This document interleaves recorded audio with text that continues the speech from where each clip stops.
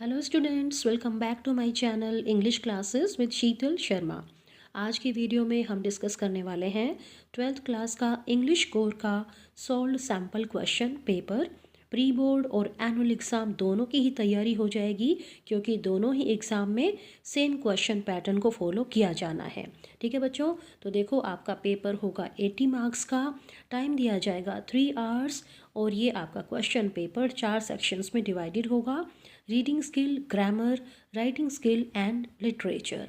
ठीक है, अब हम सभी क्वेश्चंस को बड़े अच्छे से डिटेल में डिस्कस करेंगे और क्वेश्चन पेपर के साथ साथ इसकी जो है आंसर की भी आपको प्रोवाइड करवाई जाएगी। ठीक है, तो पहला क्वेश्चन है बच्चों आपका अनसीन पैसेज फॉर कॉम्प्रिहेंशन। इसमें इंटरनल चॉइस मिलेगी और ये है आपका 10 मार्क्स का, जिसमें 5 MCQs होंगे और 5 ऑब्जेक्टिव क्वेश्चन। तो देखो बच्चों, अगर लॉन्ग पैसेज आ जाता है तो आप जो है सबसे पहला काम करेंगे कि एक नज़र डालेंगे। आपने देखना कि पैसेज किसके बारे में है, क्या उसका टॉपिक है, क्या सब्जेक्ट मैटर है। ठीक है, और फिर उसके बाद सीधे ही आ जाइएगा आप क्वेश्चंस पर। ठीक है, अब मैं आपको यहाँ पे बता दूँ, ये पैसेज है गांधी जी का, जो है साउथ अफ्रीका में क्या एक्सपीरियंस था, क्या इनजस्टिस वो देखते हैं और क्या वो शिकायत करते हैं और क्या उनको न्याय मिलता है उसके बारे में। ठीक है, तो पहले हम सीधे ही क्वेश्चंस पर आ जाते हैं। The Asiatic officers were oppressing the Indians, Chinese and others. B option है uploading them, C protecting them, D showing mercy on them. The Asiatic officers वो क्या कर रहे थे, तो हम पैसेज को पढ़ते हैं। Johannesburg was the strong hold of the Asiatic officers. Johannesburg जो है स्ट्रॉन्ग होल्ड था। स्ट्रॉन्ग होल्ड का मतलब एक ऐसा प्लेस जहाँ पे एक पर्टिकुलर बिलीफ को डिफेंड किया जाता है। तो इसका मतलब एशियाटिक ऑफिसर्स का जो है जोहान्सबर्ग जो है स्ट्रॉन्ग होल्ड था, एक स्ट्रॉन्ग प्लेस था। I had been observing that far from protecting the Indians, Chinese and others, these officers were grinding them down. और मैं ये ऑब्ज़र्व कर रहा था कि प्रोटेक्शन तो बिल्कुल भी नहीं की जा रही थी इंडियंस की, चाइनीज़ की और बाकी दूसरे लोगों की। ये ऑफिसर्स उनको ग्राइंड देम डाउन आया। देखो, अब मान लो आपको एग्जैक्ट भी नहीं पता है तो भी आपको एक आइडिया होना चाहिए कि इसका मतलब नेगेटिव सेंस में होना चाहिए आंसर। ठीक है, तो B C D ये तो पॉजिटिव सेंस में दिखा रहे हैं, तो A operating, grind them down उनका टॉर्चर करना, ठीक है, उनका दमन करना। तो ऑप्शन A इज़ राइट। ठीक है, चलिए सेकंड है, where was Gandhi ji living at that time. उस समय गांधी जी कहाँ रह रहे थे। In India, in Australia, in Transvaal, in Cape Town. अब यहाँ पे आपको पैसेज में दिखाई दे जाएगा, ये फर्स्ट पैराग्राफ में ही है, देखो अंडरलाइन कर रही हूँ। I should be living in the Transvaal in when. ठीक है, तो ट्रांसवाल में रह रहे थे गांधी जी। ठीक है, ये साउथ अफ्रीका का ही पार्ट है। Question number 3. On the basis of the passage, study the two statements 1 and 2 given below. The police commissioner was an unbiased person. He refused to help Gandhi. अब देखो, इसके लिए तो आपको पैसेज पढ़ना पड़ेगा कि पुलिस कमिश्नर कैसा था, उसने गांधी जी की हेल्प की या नहीं। तो फर्स्ट पैराग्राफ में तो जो टॉर्चर किया जा रहा था, जो भेदभाव किया जा रहा था, उसके बारे में जिक्र है। और गांधी जी कहते हैं कि मेरा ट्रांसफर में रहना जो है बेकार था, अगर मैं इस ईवल को जो है ख़त्म नहीं करूं, उसके लिए कुछ कोशिश नहीं करूं। देखो जैसे ये है, if I did not succeed in stamping out this evil, I should be living in the transfer in when. Stamp out होता है किसी भी प्रॉब्लम को, ईवल को दूर करना, उसके बारे में कोई एक्शन लेना। चलिए, so I began to collect evidence and as soon as I gathered a fair amount I approach the police commissioner. Gandhi ji ने बहुत सारे जो है एविडेंस इकट्ठे किए, बहुत ज़्यादा, और उसके बाद पुलिस कमिश्नर के पास पहुँचे। He appear to be a just man, वो जो है आदमी बिल्कुल ठीक था। Far from giving me the cold shoulder, he listen to me patiently and ask me to show all the evidence in my possession. उन्होंने कोई कोल्ड रिस्पॉन्स नहीं दिखाया, उन्होंने मेरी बातें सुनी और जो है पूछा कि दिखाओ सारे एविडेंस कहाँ पे हैं। He examined the witness himself and was satisfied. उन्होंने खुद ने जो है सारे विटनेस देखे और वो संतुष्ट थे। लेकिन उनको पता था कि साउथ अफ्रीका में एक वाइट ज्यूरी को जो है वो वाइट ऑफेंडर के अगेंस्ट क्या क्राइम चले रहा है यहाँ पे, white offender against coloured man, यानी कि जो रंग के आधार पे भेदभाव की नीति होती थी, अपार्टाइड, उसके बारे में जिक्र है। पुलिस कमिश्नर को भी पता था कि वाइट ज्यूरी है, मींस ज्यूरी में भी वाइट पीपल हैं, तो हो ही नहीं सकता कि एक ऑफेंडर है वो भी वाइट हो गया है तो उसके खिलाफ कोई कार्यवाही की जाए। But said he, let's try at any rate, it is not proper either to let such criminals go scot free for fear of the jury acquitting them. अब लेकिन पुलिस कमिश्नर बहुत अच्छा था, उसने बोला कि हम ट्राई तो करते हैं क्योंकि बिल्कुल उचित नहीं है, ऐसे अपराधी जो है छूटने नहीं चाहिए सिर्फ इस डर से कि ज्यूरी उनको बरी कर देगी। I must get them arrested, I assure you I shall leave no stone unturned. तो यानी बिल्कुल प्रॉमिस किया पुलिस कमिश्नर ने गांधी जी की हेल्प करने के लिए, और वो अच्छा व्यक्ति भी था। तो अब देखो स्टेटमेंट क्या दे रखी हैं। पहला, the police commissioner was an unbiased person, बिल्कुल ठीक है, कोई भेदभाव नहीं था। Second, he refuse to help Gandhi, no it's wrong. तो ऑप्शन देख लेते हैं हम। ए ऑप्शन है 1 is true, 2 is false, yes यही ठीक लग रहा है। देखो बी 2 इज़ ट्रू, 2 तो ट्रू नहीं है। सी दोनों ट्रू नहीं है। डी दोनों फॉल्स नहीं है। तो इसका मतलब option A is right, statement 1 is true and second is false. ठीक है, चलिए। Fourth, the decision of the jury made Gandhi ji feel disgusted with the legal profession because the decision was. अब देखो गांधी जी ने जो है केस किया और जो शिकायत की थी, लेकिन जो ज्यूरी का डिसीजन आया था उससे वो जो है बहुत ही निराशा महसूस कर रहे थे लीगल प्रोफेशन से। इसका मतलब फैसला सही नहीं था। ठीक है, तो देखते हैं एक बार कहाँ पर दिया गया है ये। बाकी मतलब कि जैसे हम एक अंदाज़ा लगा सकते हैं कि डिसीज़न जो है ठीक नहीं था। चलिए, पैराग्राफ नंबर 3, कि मुझे बहुत सारे ऑफिसर्स पे जो है शक था, लेकिन मेरे पास इतने जो है एविडेंस नहीं थे स्ट्रॉन्ग की चैलेंज ना किए जा सकते हों। Warrants of arrest were issued against the two about whose guilt I had not the slightest doubt, जिनके बारे में बिल्कुल भी डाउट नहीं था, यानी कि स्ट्रॉन्ग एविडेंस थे, उनके खिलाफ तो वारंट निकल गया था। The police commissioner obtained an extradition warrant and got them arrested and brought to transfer, उनको ट्रांसफर लाया गया, उनके ऊपर केस किया गया। Although there was strong evidence against them and in spite of the fact that the jury had the evidence of them having absconded, both were declared to be not guilty and acquitted। ओहो, दोनों को ही not guilty बता दिया गया और छोड़ दिया गया। आई वॉज सॉरली डिसअपॉइंटेड, मैं बहुत ही डिसअपॉइंटेड हुआ। पुलिस कमिश्नर से ने भी बहुत दुख महसूस किया। I was disgusted with the legal profession. तो इसका मतलब डिसीजन सही नहीं था। ऑप्शंस हैं, the decision was fair, biased, just according to the law. Option B is right, जो फैसला किया गया वो पक्षपात वाला था, भेदभाव वाला था। Fifth question, though the two officers were acquitted by the jury, yet the government dismissed them from their job. What was the reason for their dismissal? अब जो है दोनों ऑफिसर्स को जो कोर्ट की तरफ से तो बरी कर दिया गया था, लेकिन सरकार ने जो है उनको जॉब से डिसमिस कर दिया था। उनके डिसमिसल का क्या कारण था, यानी कि थोड़ा सही रह गया हमारा पैसेज, उसको भी पढ़ लेते हैं। फिफ्थ में दिया गया, देखो, however the guilt of both these officers was so patent that in spite of their acquittal the government could not harbor them, कोई सपोर्ट नहीं कर पाई सरकार। both were cashiered मतलब डिसमिस कर दिए जाना, and the asiatic department became comparatively clean। Gandhi ji कहते हैं चलो थोड़ा बहुत तो क्लीन हुआ पहले की तुलना में। ठीक है, इसका मतलब क्योंकि उनके खिलाफ सबूत जो इतने स्ट्रॉन्ग थे, एविडेंस स्ट्रॉन्ग थे, ठीक है, तो इसीलिए सरकार को उन्हें डिसमिस करना पड़ा। A option, they did not obey the government orders, they spoke loudly before Gandhi ji, they murdered a white man, their crime was too obvious to be defended. Option D is right, उनका अपराध इतना clear था कि उनको defend नहीं किया जा सकता था। चलिए, six question, find a phrasal verb और idiom from paragraph 1 which means put an end to something by taking decisive action.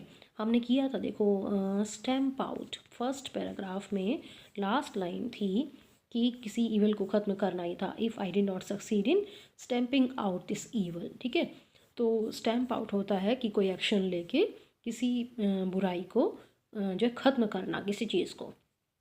Seventh, replace the underlined word with its antonym. He was convicted by the court. Convict होता है किसी को जो है अपराधी घोषित किया जाना, और acquit होता है छोड़ देना। ठीक है, चलिए next, complete the following sentence. Gandhi ji suspected a number of officers but he could not do anything against them as he did not have much evidences against them, क्योंकि उनके पास जो है इतने एविडेंस नहीं थे। Ninth, whom did Gandhi meet after collecting the evidence, evidence इकट्ठे करने के बाद वो पुलिस कमिश्नर से मिले थे।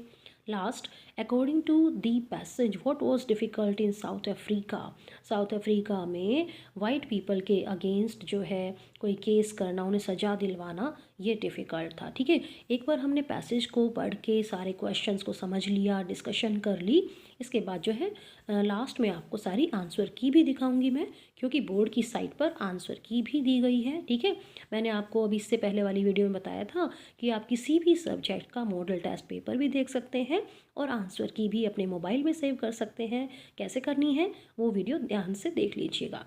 चलिए अब इसको देखो, चॉइस में आपको एक पैसेज और मिलेगा, इसका मतलब एक बार तो आपको दोनों पैसेज पे नज़र डालनी पड़ेगी, इतना टाइम तो आपको अपने लिए रखना पड़ेगा कि कौन सा पैसेज आपको कंपैरेटिवली इजी लग रहा है, समझ आ रहा है, कौन से क्वेश्चंस के आप जो है सही आंसर दे पाएंगे, तो उसी के अकॉर्डिंग पैसेज को चूज़ कर लेना। देखो जी, ये है न्यू ईयर के बारे में। न्यू ईयर एक हॉलीडे सेलिब्रेशन है जिसमें न्यू ईयर की ईव भी आ जाती है और ये नए साल के दिन तक भी, यानी कि सुबह तक ऐसे चलता है। ठीक है, तो विदेशों में जैसे न्यू ईयर ईव भी होता है और नेक्स्ट डे तक भी चलता रहता है प्रोग्राम। हमारे बड़े बड़े शहरों में भी हम ऐसे ही सेलिब्रेट करते हैं। New year celebrations have been around for a long time in one form or another. They can be traced all the way back to the Babylonians at around 2000 BC। ठीक है, तो यानी कि शुरुआत कहाँ से हुई थी? बेबीलोनियन से 2000 BC के आसपास। New Year's Day was not always celebrated on January 1st as it is today. हमेशा से जो है नया साल 1 जनवरी को नहीं मनाया जाता था जैसा कि अब मनाया जाता है। Earlier the new year was celebrated in the spring as new life began to emerge in the world. पहले नया साल जो है वसंत ऋतु के आने पर मनाया जाता था, क्योंकि स्प्रिंग क्या है कि नई ज़िंदगी स्टार्ट हो जाती थी, शुरू हो जाती थी, एक सिम्बॉलिकली जो है नई चीज़ों का आरंभ हो जाता था।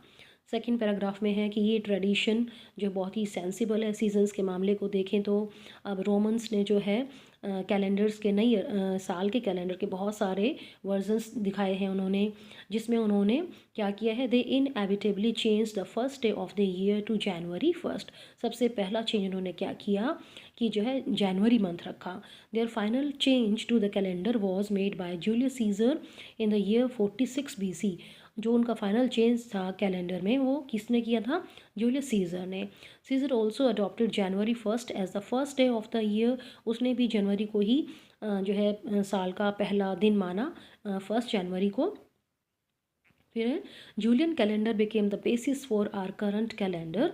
जूलियन कैलेंडर जो बनाया गया वही हमारे आज के कैलेंडर का बेस है, इसीलिए न्यू ईयर डे जो है आज भी हम 1 जनवरी को ही मनाते हैं। ठीक है, अब ये सारा क्यों पढ़ रही हूँ मैं, क्योंकि सारे क्वेश्चंस क्लियर हो जाएंगे। ठीक है, थर्ड नंबर पे है कि कुछ रोमन ट्रेडिशंस हैं जो आज भी उसी फॉर्म में जो है मानी जाती हैं, जैसे कि बहुत सारे रोमन गॉड्स में से जेनस एक गॉड थे, 2 हेडेड गॉड थे ये। इनको गॉड ऑफ बिगनिंग एंडिंग माना जाता है, इनको guardian of gates and doors कहा जाता है।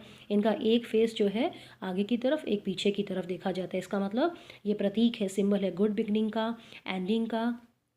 एक हेड है जो पीछे की तरफ देखने के लिए कि भी जो चीज़ें जा चुकी हैं पास्ट के लिए, और दूसरा look forward what was coming, भविष्य के लिए। The word Janus is closely related to the word January.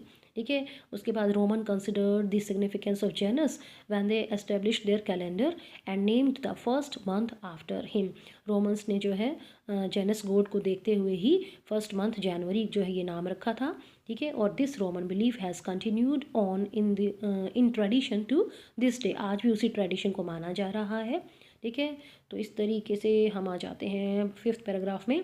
Bye observing holiday in this manner we are encourage to look at the previous year as it passes away and to welcome the new one with renewed enthusiasm and desire to improve ourselves। जैसा कि simply होता ही है कि छुट्टी होती है और जो है हम देखते कि जो हम पिछले साल में चीज़ें बिता चुके हैं वो चली गई हैं, हम नए साल का नए जोश के साथ स्वागत करते हैं, अपने आप को इम्प्रूव करने की एक डिज़ायर रखते हैं।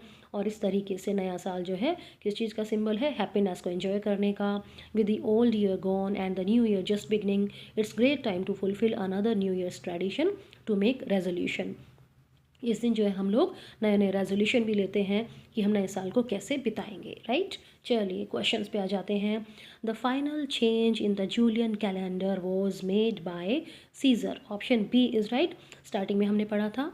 Second, on the basis of your reading of the passage find the incorrect statement, incorrect ढूंढनी है। Janus was a Roman god, बिल्कुल ठीक है ये तो। In ancient times the new year was celebrated in spring, yes spring season की बात आई थी। C option, the Julian calendar is the basis for the modern calendar, yes ये भी ठीक है। D, Julius was the guardian of gates and doors, no, Janus को जो है कहा जाता था गेट्स एंड डोर्स का गार्डियन, ठीक है। So D option is right क्योंकि इसमें स्टेटमेंट रॉन्ग है।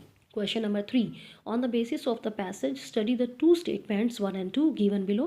पहला, Janus was the god of good beginnings and endings, yes हमने पढ़ा था, ठीक है। तो 2, the Julian calendar is named after Janus a two headed god, Julian calendar तो पहले ही बन चुका था, जेनस गॉड की बात जो है बाद में आई है।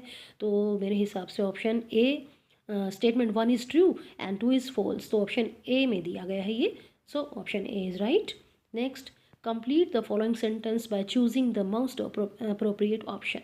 Although Roman civilization has ended long ago, its tradition will never be forgotten. ऐसी तो कोई बात नहीं है ट्रेडिशन को भूलने की। Its traditional influence is a thing of past, no, आज भी असर है उसका।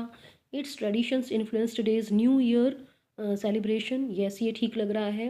It's a tradition that other people besides the Romans followed, हमारा पैसेज जो बात कहता है वो है सी, इसके ट्रेडिशंस का आज भी न्यू ईयर के सेलिब्रेशन पे इन्फ्लुएंस है। Next, the month January was named after Janus, A is right. Divergently का एंटोनिम जो है ढूंढना है हमने फ्रॉम द पैराग्राफ 5 में देखो डाइवर्जेंटली का अपोजिट इसमें आ जाएगा बच्चों ट्रेडिशनली, ठीक है, मैं अंडरलाइन कर रही हूँ। डाइवर्जेंटली का अपोजिट होता है ट्रेडिशनली। चलिए जी आगे है, who first start in new year celebration, बिल्कुल फर्स्ट पैराग्राफ में आया था। स्टार्टिंग में हमने पढ़ा था बेबीलोनियंस एट अराउंड 2000 BC, उन्होंने स्टार्ट किया था ये न्यू ईयर का सेलिब्रेशन, बेबीलोनियंस।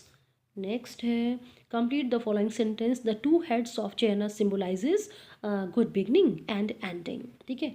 पैराग्राफ 2 से कौन से शब्द का मतलब है सर्टेन टू हैपन, पैराग्राफ 2 में जो निश्चित है होना, ठीक है, सर्टेन टू हैपन, ये दिया जाएगा आपका वर्ड है इनएविटेबली, ठीक है, विच दे इनएविटेबली चेंज्ड, तो इनएविटेबली, ठीक है। चलिए जी पहुंच गए हैं हम, I think last question, yes last, why was the new year celebration in spring considered quite sensible, spring जिसमें न्यू लाइफ जो है इमर्ज होनी स्टार्ट हो जाती है तो उस चीज़ से कनेक्टेड है ये, ठीक है। तो हमने दोनों पैसेज डिस्कस कर लिए, 10 मार्क्स हमारे फिक्स हो गए। क्वेश्चन नंबर 2 होगा आपका नोट मेकिंग, उसके लिए भी ज़रूरी है कि आप पैसेज को समझें। और नोट मेकिंग क्या होती है बच्चों, जैसे आप कोई भी टॉपिक करते हैं तो उसकी हेडिंग्स डालते हैं, ठीक है, और हेडिंग्स के बेस पे आप अंदर उसको जो है उस पॉइंट को इलाबोरेट करते हैं, एक्सप्लेन करते हैं। तो हमारा ये टॉपिक क्या है कि आपको एक्सप्लेन नहीं करना, आपको मेन हेडिंग्स बनानी है, नोट्स बनाने हैं, ठीक है। तो पैसेज को पढ़ना और फिर आंसर की से आपको दिखाऊंगी इसके नोट्स, अदरवाइज़ वीडियो बहुत लंबी हो जाएगी। पैसेज बिल्कुल इजी है, आप खुद समझना, कोई दिक्कत हो तो आप कमेंट में पूछ सकते हैं, ठीक है। ये मशीनों के बारे में है कि हम मशीनों के गुलाम बन गए हैं, जबकि हम जो है उनके मालिक बने थे, तो कैसे हम डिपेंड करने लग गए हैं, और सिविलाइजेशन को कैसे और भी जो है अच्छा बनाया जा सकता है, हम कैसे सिविलाइज्ड हो सकते हैं, ये बातें इस पैसेज में की गई है, ठीक है।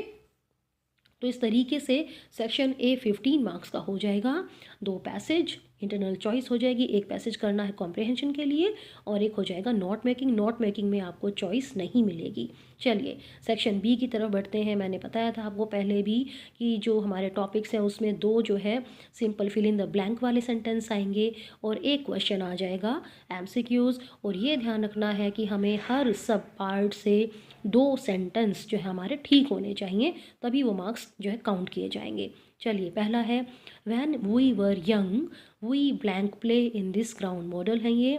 पास्ट हैबिट, पास्ट हैबिट के लिए यूज टू और वुड दोनों ही यूज़ होते हैं, तो दोनों ही ठीक रहेंगे। Second, it's Sunny it blank rain today. Slight possibility, थोड़ी वीक पॉसिबिलिटी है तो माइट यूज़ होगा, इट माइट रेन टुडे। ठीक है, थोड़ी स्ट्रॉन्ग हो तो मे आ जाता है। Choose the correct option. Blank that I were a king एक विश है, वुड आएगा would that I were a king, एक इमेजिनेशन भी इसमें। ठीक है, चलिए change the narration. The teacher said to the students where there is a will there is a way. तो ये कहावत है, इसमें टेंस चेंज नहीं होगा। The teacher told the students that where there is a will there is a way. The priest said to the newly married couple may god bless you both. Priest ने जो है wish किया है newly married couple के लिए। The priest wished for the newly married couple that God might bless them both. ठीक है, चलिए Preeti asked Sumit how are you. Preeti asked Sumit how as it is रहेगा, यू को चेंज करो ही में चेंज हो जाएगा, इज एम आर चेंज हो जाते हैं वॉज वर में, how he was and it's given in option D. ठीक है, चलिए article. The scientist so an object flying in the sky, जो भी यूनिक चीज़ें होती हैं, द सन द मून। ठीक है, स्काई से पहले आ जाएगा द। सेकंड है he is my blank best friend. यहाँ पे कन्फ्यूज़न में नहीं आना बच्चों, जो सुपरलेटिव डिग्री होती है उनसे पहले द लगता है, लेकिन यहाँ पे क्या आ गया है, एडजेक्टिव आ गया। He is my the best friend कभी नहीं होगा, आप इसमें कोई भी आर्टिकल नहीं लगाएंगे, he is my best friend, simple. ठीक है, चलिए आई गेव हिम ₹100 नोट। ठीक है, ए और एन वन की सेंस में यूज़ होते हैं और 100 ह की साउंड है, कॉन्सोनेंट की साउंड है, तो ए आएगा। Option A is right. Change the voice. Your hair needs cutting, इसका आंसर होगा your hair needs to be cut. Next, it is time to read the newspaper. It is time for the newspaper to be read. somebody has picked my pocket, my pocket को आगे लाइए, my pocket has been picked by someone, my pocket has been picked, option C by someone को आप हटा सकते हैं। ठीक है, ऑप्शन सी इज़ राइट। अब सभी टॉपिक्स जो है बच्चों अच्छे से डिटेल में मैंने समझाए हुए हैं, एमसीक्यूज़ भी वीडियोस आपको दी हुई हैं और टेस्ट सीरीज़ भी आपके लिए प्लेलिस्ट में मिल जाएगी। ठीक है, चलिए जी आगे आ गया, लास्ट पोर्शन है हमारा टेंस का। I have not seen him since he left the village. Next, एक यूनिवर्सल ट्रूथ है, the moon revolves around the earth. Choose the correct option. Rome was not built in a day. ठीक है, option B is right. चलिए जी, ये हो गया grammar का। Section C आ गया, creative writing skill. Question number 4, खूब चॉइस है आपके पास। पहला है कि जो है कल्चरल क्लब है, government model Sanskriti senior secondary school Mahendragarh. Debate competition हो रहा है, should there be canteen in the school. Notice आपने लिखना है। सेकंड है एडवर्टीजमेंट, कार बेचने का। सी है poster, water is precious, water के बारे में। तो ये सारा आंसर की मैं दिखाऊंगी, डिस्कशन करेंगे हम। ठीक है, फिर आपको चॉइस है लेटर में, या तो देखो बच्चों लेटर आएगा, लेटर टू एडिटर, और साथ ही एप्लीकेशन जो है कौन सी होंगी, जॉब के लिए। ठीक है, इस बार 12th में सिलेबस में 2 ही जो है टॉपिक दिए गए हैं, लेटर टू एडिटर और एप्लीकेशन फॉर जॉब, तो और बाकी तैयार करने की कोई ज़रूरत नहीं है। ठीक है, चलिए जी, तो इसमें टॉपिक क्या है, the main road leading to your locality has 3 open manholes causing frequent accidents. ठीक है, उसकी शिकायत करनी है आपने, राइट। ठीक है, फिर है कि director Brakes and Brakes PVT limited New Delhi, इसको आपने जो है लेटर लिखना है क्योंकि आप अप्लाई कर रहे हैं सेल्स मैनेजर की पोस्ट के लिए। तो कैसे करना है, कौन सी बारीकियाँ ध्यान में रखनी है, कौन से पॉइंट्स ध्यान में रखने हैं, कैसे आप फुल स्कोर ले सकते हैं इनमें भी। ठीक है, तो वो सारी डिस्कशन होगी आंसर की के साथ ही। चलिए क्वेश्चन नंबर 6 होगा आपका, a block level science exhibition was organised in your school, many teams from different schools participated. और आपने रिपोर्ट लिखनी है जो ये कंपटीशन हुआ है, या फिर जो है टॉपिक है, आर्टिकल है वैल्यू ऑफ आउटडोर गेम्स, उसके बारे में चॉइस आ गई है। ठीक है, चलिए नेक्स्ट पर चलते हैं हम। ये आ गया आपकी पोएट्री से stanza with internal choice, those who prepare green wars. हम सीधे ही क्वेश्चंस पे आएंगे। According to the poet what will make the warmongers quit the idea of war. वे लोग जो युद्ध में लगे रहते हैं, उनके बारे में ही सोचते रहते हैं, वो भी आइडिया ऑफ वॉर छोड़ देंगे कैसे? क्वाइट इंट्रोस्पेक्शन से, total inactivity, atomic war, all of the above. सारी पोएम में क्या है? एक ही आइडिया है, quite introspection. So A option is right. Second, find a phrase from the extract which suggests that wars are not fruitful and never yields a winner. Those who prepare green wars, no. Victory with no survivors, yes. Victory तो हो जाएगी लेकिन survivor बचेंगे ही नहीं। तो किस चीज़ की वो victory? Means war is not meaningful और यूजफुल। चलिए next, total in activity represents. अब यहाँ पे पहले जो है देखो, जब बात आ रही है टोटल इनएक्टिविटी, देखो पोएट खुद कह रहे हैं what I want should not be confused with total inactivity. जो मैं बात कह रहा हूँ उसे बिल्कुल पैसिव मत मान लेना, उसे टोटल इनएक्टिविटी मत मान लेना, ठीक है। पोएट सिर्फ ये चाह रहे हैं कि थोड़े से समय के लिए हम अपने बिजी शेड्यूल को जो है छोड़ दें और इंट्रोस्पेक्शन का टाइम निकालें। तो यहाँ पे इन लाइंस में टोटल इनएक्टिविटी किसको रिप्रेजेंट कर रही है? डेथ को। Option B is right. Poet ये नहीं चाहते कि जो वो बात कह रहे हैं उसको डेथ वाला आइडिया मान लिया जाए, ठीक है। चलिए next, what will the war mongers do after quitting the idea of war. War mongers जो है युद्ध का आइडिया छोड़ देंगे, उसके बाद वो क्या करेंगे? नए वॉर में इंगेज हो जाएंगे, या फिर जो है they will learn the art of tailoring to sew new clothes, नए कपड़े सीखना जो है सिलना सीख जाएंगे, उस पर ध्यान देंगे। या फिर they will start working on humanitarian grounds, they will make their brothers hate. Option C is right. वो भी कुछ इंसानियत अपनाएंगे, सोचेंगे कि जिनके खिलाफ हम हथियार उठा रहे हैं वो भी हमारे भाई हैं। Next, name the poet of the above extract. Pablo Neruda is the poet of the poem keeping quiet, ठीक है। चलिए चॉइस है फिर Aunt Jennifer's Tigers. चलिए, what does the following line suggest you about Aunt Jennifer's married life? The massive weight of Uncle's wedding band sits heavily upon Aunt Jennifer's hand. She is happy with her married life? No. She is not happy with her married life as her husband is a cruel man. She is neither happy nor sad. Only Aunt Jennifer can tell whether she is happy with her marriage or not. Option B is right. Massive weight बताया गया है because she is not satisfied, she is not happy with her married life. Next, complete the following analogy with a word from the given options. Marriage, wedding, surrounded घिरे होना। Option D देखो ringed, ठीक है ना। ringed का मतलब होता है सराउंडेड। चलिए third question, on the basis of the extract study the two statements. पहली है aunt Jennifer symbolizes all the married women, दूसरी है she is the victim of patriarchal society. Yes, दोनों ही ठीक हैं। देखते हैं कौन से ऑप्शन में है ये दिया गया है सी में, both 1 and 2 are true. The rhyme scheme of the above extract, rhyme scheme तो आपको देखनी पड़ेगी। चलिए, wool A, pull A, band hand B B, lie by C C, A B B C C. देखते हैं दिया हुआ है, यस ऑप्शन ए में दिया गया है ये। चलिए, identify the figure of speech used in fingers fluttering. दोनों ही वर्ड सेम कॉन्सोनेंट साउंड है फ, तो ये हो गया एलिट्रेशन। एलिट्रेशन दिया गया है ऑप्शन डी में, ठीक है। 5 मार्क्स फिर से, मतलब देखो 80 में से 40 मार्क्स तो आपके इतना ईजिली आ जाएंगे ना, तो आपको फुल कोशिश करने की, फुल स्कोर करें आप। चलिए अब आ गया है प्रोज से एक्सट्रैक्ट, फिर से 5 marks. The next I remember I was lying on my stomach beside the pool vomiting deep water से। चलिए सीधे ही क्वेश्चंस पे आते हैं। The use of I in the present extract suggest that the piece is autobiographical, biographical, both A and B, none. जब I आया हुआ है, राइटर अपने ही लाइफ का एक इंसिडेंट बता रहे हैं, सीधी सी बात है, दिस इज ऑटोबायोग्राफिकल, ठीक है।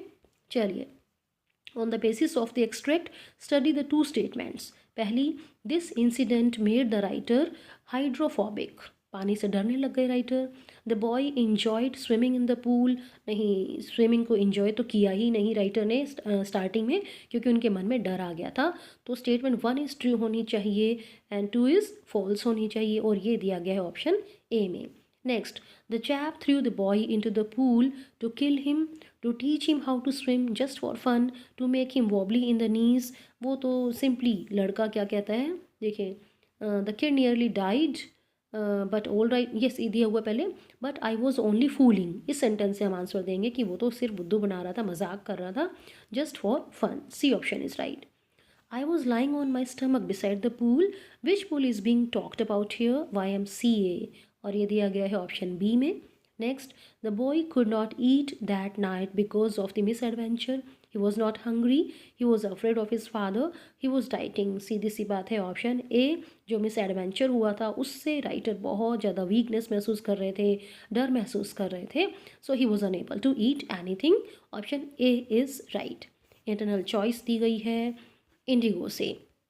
Where was Shukla waiting for Gandhi ji? First line है, देखो, months past Shukla was sitting on his haunches at the appointed spot in Calcutta. So option C Calcutta is right. Complete the following analogy. Companion foe means opposite, ठीक है, companion साथी होता है, फो दुश्मन होता है। डिलाइटेड का अपोजिट ढूंढ लो, bored, permitted, pestered, human. Option C pestered is right. What was common in Shukla and Gandhiji? Their patience, their helping nature. There was nothing common in them. Both A and B, मेरे ख्याल से दोनों ही patience भी रखते थे, helping nature भी था। So option D is right. Next, the servants at Rajendra Prasad house did not allow Gandhi ji to draw water from the well as they thought him to be an untouchable. उन्होंने सोचा था कि एक अनटचेबल है ये। Option D is right. चलिए, autobiography होती है एक व्यक्ति की खुद का ही जो है लिखी हुई होती है। बायोग्राफी होती है कि एक व्यक्ति दूसरे व्यक्ति की लाइफ के बारे में लिखता है। Whereas a diary is a book in which one keeps a daily record of events and experiences. Diary में एक व्यक्ति डेली का रिकॉर्ड रखता है। ट्रैवलॉग में व्यक्ति क्या बताता है, कोई भी इंपॉर्टेंट प्लेसेस के बारे में जो वो ट्रैवल करता है, ठीक है। In what category would you put the above extract? Autobiography, biography, diary या ट्रेवलॉग? ये रखा जाएगा बायोग्राफी में। ऑप्शन बी इज़ राइट, ठीक है। तो ये हमारे क्वेश्चन 8 तक हो गए। अब इन सारे क्वेश्चंस के आंसर जो नेक्स्ट आ रहे हैं आंसर की में हम देखेंगे। एक बार नज़र डाल लेते हैं क्वेश्चंस पे। Answer any 4 questions in about 40 to 50 words. 2-2 number वाले हैं। 5 क्वेश्चन आएंगे, आपको करने होंगे कोई 4। मुकेश के पेरेंट्स भाग्यवादी थे लेकिन मुकेश नहीं था, कैसे? क्रॉफ्टर इतना टॉकेटिव क्यों था पैडलर के साथ, ठीक है। और जो है इंटरव्यू में बताया गया है कि फ़ोटो लिए जाने को बुरा माना जाता था, क्यों? ठीक है, आजकल तो सेल्फी रील्स बहुत चलते हैं, लेकिन एक समय था जब फ़ोटो लिया जाना बुरा माना जाता था, क्या बुरी बात थी उसमें? D, what made William Douglas hydrophobic, क्यों डरने लगे थे वो? या फिर जो है सुब्बू की 2 क्वालिटीज़ बतानी है पोएट एंड पैनकेक से। Question number 10, answer any 2 question in about 40 to 50। 3-3 number वाले 2 क्वेश्चन करने हैं, 3 मिलेंगे, छूट होगी आपकी, ठीक है। क्वेश्चन है, Kamala Das mother loves her very much. Kamala Das की मदर उनको बहुत प्यार करती हैं, तो इसको जो है आपने एविडेंस देने हैं, बताना है। B, how according to Keats does the thing of beauty give us the reason to live and love the life. या फिर जो फोक थी जो रोड साइड स्टैंड पर थी, उन्होंने जो रोड साइड स्टैंड लगाया था उनका क्या आर्ग्यूमेंट था। क्वेश्चन नंबर 11 हमारे विस्टर्स की बुक से हो जाएंगे। 4 क्वेश्चन आपको 3 करने हैं, ठीक है। इन सब के आंसर्स हम सीधा ही डिस्कस करेंगे। ऐसे टाइप क्वेश्चन आ गया फ्लैमिंगो से, ठीक है, ये आया द लास्ट लेसन से और इंटरव्यू से, ठीक है। क्वेश्चन नंबर 13 जो लास्ट होगा इसमें भी इंटरनल चॉइस होगी, ये दिया गया 3rd लेवल से और on the face of it, ठीक है। तो अब हम जो है चलते हैं बाकी क्वेश्चंस के आंसर की तरफ। तो ये हैं आंसर्स, आप नज़र डाल सकते हैं जो जो हमने डिस्कस किए हैं। फर्स्ट पैसेज डिस्कस किया हमने, स्क्रीनशॉट लेते जाइएगा, या फिर जो है सेकंड पैसेज उसके आंसर, और ये रहा नोट मेकिंग, टाइटल भी देना है आपने मैन एंड मशीन, ठीक है। जो है इस तरीके से आप नोट्स बनाएंगे और साथ ही एब्रीविएशंस भी क्लियर करेंगे। ग्रामर हमने कर ली है सारी, ये नज़र डालते जाइएगा, ठीक है। चलिए जी, अब जो है इसके बाद आ जाते हैं नोटिस पर। यहाँ पर जो बात ध्यान रखनी है बच्चों, ये देखो इस बार क्लियरली मेंशन किया गया है कि बच्चे अगर जो कितनी गलती करते हैं तो कितने मार्क्स काटे जाएंगे। टीचर्स के लिए बिल्कुल step by step clear cut instructions दी गई हैं, तो ये आपको भी समझ लेनी चाहिए। नोटिस का जो फॉर्मेट होता है उसका 1 नंबर मिलेगा आपको। बीच में जो कंटेंट लिखेंगे वो जो है 3 मार्क्स का होगा। एक्यूरेसी का 1 मार्क दिया गया है। Award full marks if there is 1 और 2 ग्रामेटिकल और spelling mistake. Deduct half mark if there are more than 2 grammatical mistakes. आप समझ रहे हैं कितना क्लियर कर दिया गया है। तो ज़रूरी है बच्चों कि आप जो है ना लिख के देखें, प्रैक्टिस किया करो। ये आ गया आपका नोटिस का फॉर्मेट, ये आंसर है। स्क्रीनशॉट लेते जाना, बहुत ही ईजी है डिबेट का। देखो स्कूल का नाम लिखा, नोटिस, फिर जो कंपटीशन हो साइड में डेट लिखेंगे आप। All the students are inform that the cultural club of our school is going to organize a debate competition as per the details given below. सारे डिटेल अलग से मेंशन कर दो, सेंटेंस नहीं बनाना पड़ेगा। फिर लास्ट में हम बताते हैं कि जो भी स्टूडेंट्स विलिंग है पार्टिसिपेट करने के, वो जो है किस तारीख तक और किसको जो है अपने नेम्स दे दें। और लास्ट में for more information contact the undersigned. ठीक है, अगर आपका नाम दिया गया है क्वेश्चन में कि suppose you are this and this, तो वही नाम लिखना है, अदरवाइज आप अपनी मर्जी से कुछ भी लिख सकते हैं। ठीक है, नोटिस हो गया। साथ में जो है छूट थी आपको, चॉइस थी एडवर्टीजमेंट की। एडवर्टीजमेंट का भी देखो फॉर्मेट का 1 mark, content 3 mark, accuracy 1 mark, car for sale. Screenshot ले लो। ठीक है, चलिए जी, आगे था पोस्टर मेकिंग, सेव वाटर, उसके बारे में तो देखो कितना क्लियर कर दिया गया है। ऐसे आपने पोस्टर बनाना है। अगर आप अच्छे से ड्रॉ कर सकते हैं तो ड्राइंग पर भी जो है आप फोकस कर सकते हैं।